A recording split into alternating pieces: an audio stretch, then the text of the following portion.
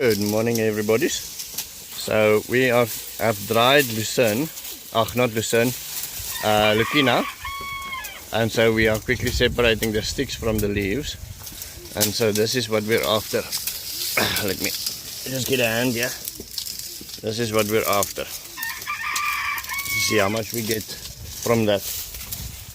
Minute. Shoes for the kids. Thank you. Maybe have them try it on to see if it fits. Laat hulle gaan aanprobeer.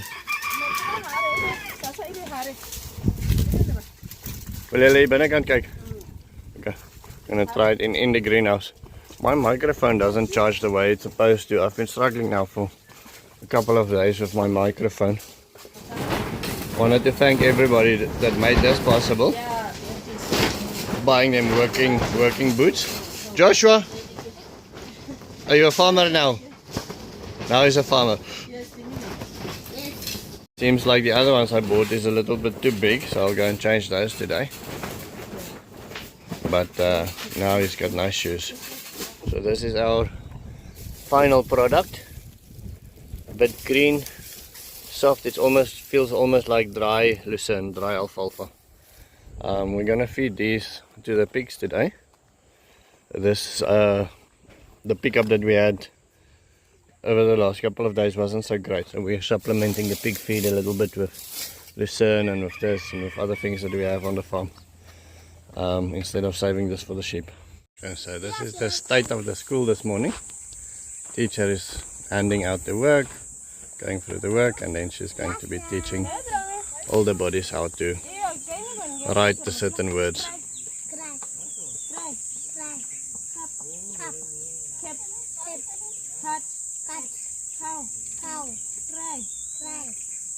So on the pumpkin compost heaps, the second ones are looking healthy. This is the second heap. That's the first heap. They are getting out of hand. And this is the third heap. Quickly turning it today to see if there's any caterpillars, and then to see if it's hot inside and whether it might be ready to plant. And in the fourth and the fifth heap we'll be wetting, turning, and then covering with plastic just to heat it up a little bit extra. Tell me if you see earthworms, eh? Okay. I know we found some earthworms on this side, but I quickly want to see how far that they go through the heap. We do add compost, charcoal in here as well, and that gives a nice black. There's one caterpillar there. So there's one more. So they still have a chance to grow back. If you see these white caterpillars, we must remove them, ne? Okay. Please. That gives a nice dark thing, but that also charges the charcoal, so that when we add it to the garden, then the charcoal is charged, and that will help with water retention, etc. Straight from Mikon's garden, this is our onion harvest for today. These are giant bulbs, and we have got a whole table full. I am going to cure them or dry them the right way.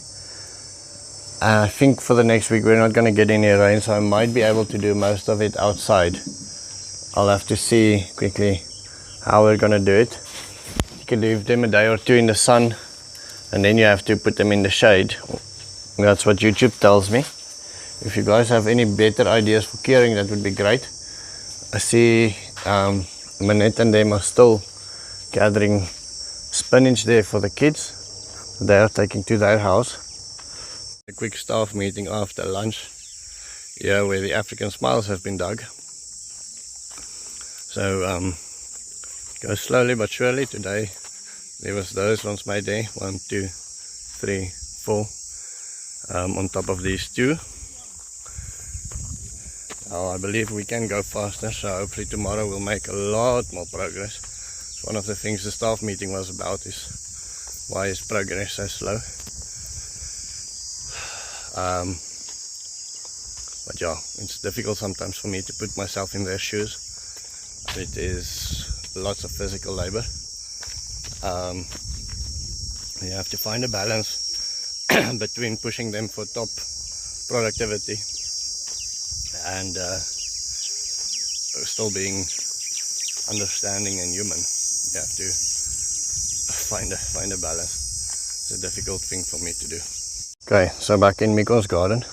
Looks like our material for the net house will probably arrive within the next day or two, finally.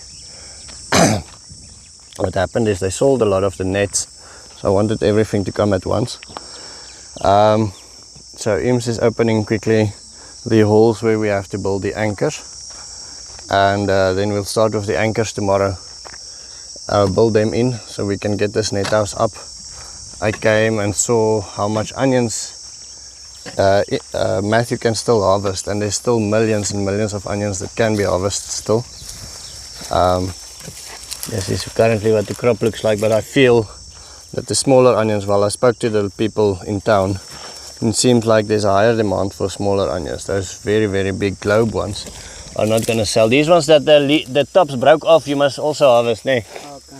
Those ones, they are perfect. Perfect for harvesting. I think what you must do, take one bed at a time. Yeah, I think I'm And then harvest everything from that one bed and then go to the next bed, because I see you, seems like you were jumping around. Yeah, that's what I did. Yeah. Okay, ladies are harvesting spinach for the soup kitchen. And then Manette has quickly gone to the seed storage to see what seeds she wants to plant.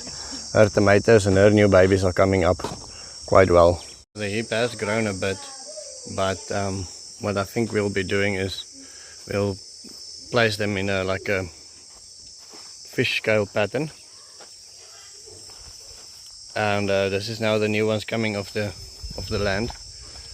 Place them in a fish scale pattern, and then I have a couple dry this way. I saw some YouTubers doing it this way. It looks really cool to me. And then I would love some suggestions on how to best cure them and dry them and process them. We are going to be eating onions and selling onions and having onions for the kids for quite some time. Yeah, I think Cornell tells me every meal they start with 2 onions. So every meal they do, they have 2 onions involved.